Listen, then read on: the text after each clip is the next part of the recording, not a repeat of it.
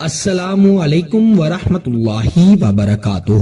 میں امید کرتا ہوں کہ آپ سب خیریت سے ہوں گے اور اللہ تعالیٰ سے دعا کرتا ہوں کہ اللہ تعالیٰ آپ کو سدا خیر و عافیت کے سائے میں رکھے۔ آیت کریمہ کا محبت میں پاگل کر دینے والا وظیفہ، ایسا وظیفہ جس سے دشمن بھی محبت کرنے پر مجبور ہو جاتا ہے، ایسا وظیفہ جو کسی بھی شخص کو آپ کی محبت میں پاگل دیوانہ کر دے گا، لیکن اس وظیفے کو ایک خاص طریقے سے پڑھنا ہے اور صرف اچھی نیت سے پڑھنا ہے، پھر ہی آپ کو فائدہ ہوگا۔ اس وظیفے کی چند شرائط ہیں جو کہ یہ ہیں کہ سب سے پہلے تو اسے اچھی نیت سے اللہ تعالیٰ پر یقین رکھتے ہوئے پڑھا جائے، پھر اس کو تنہائی میں بیٹھ کر پڑھا جائے، شور والی جگہ پر ہرگز نہیں بیٹھ کر پڑھنا، اور تیسری جو شرط ہے وہ یہ ہے کہ اسے عورتیں اپنی خاص دنوں میں ہرگز مت کریں، ورنہ فائدہ نہیں ہوگا۔ آپ نے اس عمل کو پڑھ کے کسی انسان پر دم کر دینا ہے۔ دم کرنے سے اللہ تعالیٰ اس کے دل کو آپ کی طرف پھیر دیں گے۔ آیت کریمہ جسے دعائے یونس بھی کہا جاتا ہے، اسے حضرت یونس علیہ السلام نے اس وقت پڑھا جب وہ مچھلی کے پیٹ میں تھے، اور کہا جاتا ہے، عالم حضرات کہتے ہیں کہ اگر انسان پہاڑ جتنی مشکل میں بھی پھنسا ہو تو آیت کریمہ کا ورد کرے، ایک خاص طریقے سے آیت کریمہ کو پڑھے، تو اللہ تعالیٰ اس مشکل سے پریشانی سے نجات عطا فرما دیتے ہیں۔ یہ وظیفہ آپ کسی بھی قسم کی پریشانی سے نجات پانے کے لیے بھی پڑھ سکتے ہیں۔ بعض لوگ ہمارے وظائف کو صرف محبت تک محدود رکھ لیتے ہیں، لیکن اگر رزق کے مسائل ہوں، اولاد کی پریشانی ہو، گھریلو جھگڑے ہوں، کوئی بھی مشکل ہو، آپ اس وظیفے کو تب بھی پڑھ سکتے ہیں۔ اگر آپ خصوصی اسے محبت پانے کے لیے پڑھنا چاہتے ہیں تب بھی بڑا افضل ہے۔ اس وظیفے کو آپ نے رات کے وقت پڑھنا ہے، کسی کے سامنے نہیں پڑھنا، جیسے آپ کو بتاؤں گا ویسے پڑھنا ہے۔ اور سب سے پہلے میں نے جو بات کی ہے کہ صرف اور صرف اللہ تعالیٰ پر یقین رکھتے ہوئے آپ نے اس آیت مبارکہ کو پڑھنا ہے۔ بڑی ہی طاقتور آیت ہے، پہاڑ بھی اپنی جگہ سے ہٹ جائے گا اگر آپ اس وظیفے کو ٹھیک طریقے سے پڑھ لیں گے۔ تو آئیے بڑھتے ہیں وظیفے کی جانب۔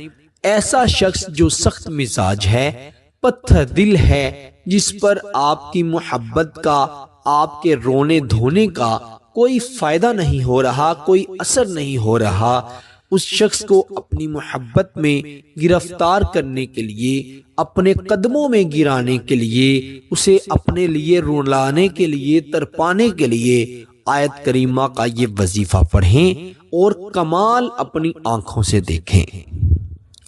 پیار دوستو، سب سے پہلے آپ نے اچھی طرح وضو کر لینا ہے، اور پھر آپ نے ایسی جگہ پر بیٹھنا ہے جہاں پر کوئی موجود نہ ہو۔ آپ نے سب سے پہلے تو 11 مرتبہ درود ابراہیم پڑھنا ہے۔ درود ابراہیم پڑھنے سے اللہ تعالیٰ اس کام میں، عمل میں، وظیفے میں برکت عطا فرما دیتے ہیں۔ کسی بھی دعا کی قبولیت کے لیے اگر آپ اول آخر درود پاک پڑھتے ہیں تو اللہ تعالیٰ اس دعا کو ضرور قبول فرماتا ہے۔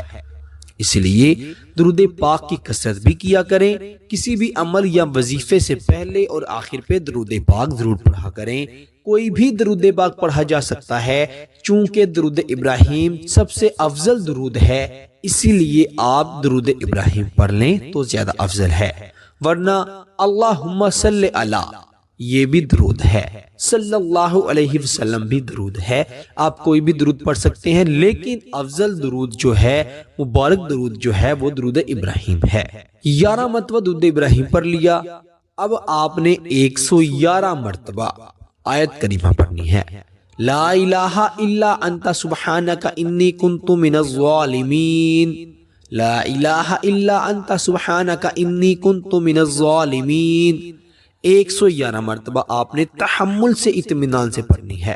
پھر آپ نے 11 مرتبہ، صرف 11 مرتبہ زیادہ مرتبہ نہیں، 111 مرتبہ آیت کریمہ پڑھنے کے بعد صرف 11 مرتبہ سورہ کوثر پڑھنی ہے، انا اعطیناک الکوثر بما بسم اللہ کے ساتھ۔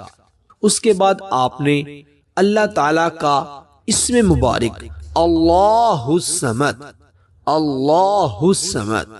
اس کو آپ نے 11 مرتبہ پڑھنا ہے، اور پھر آپ نے 111 مرتبہ یا ودودو پڑھنا ہے، یا ودودو۔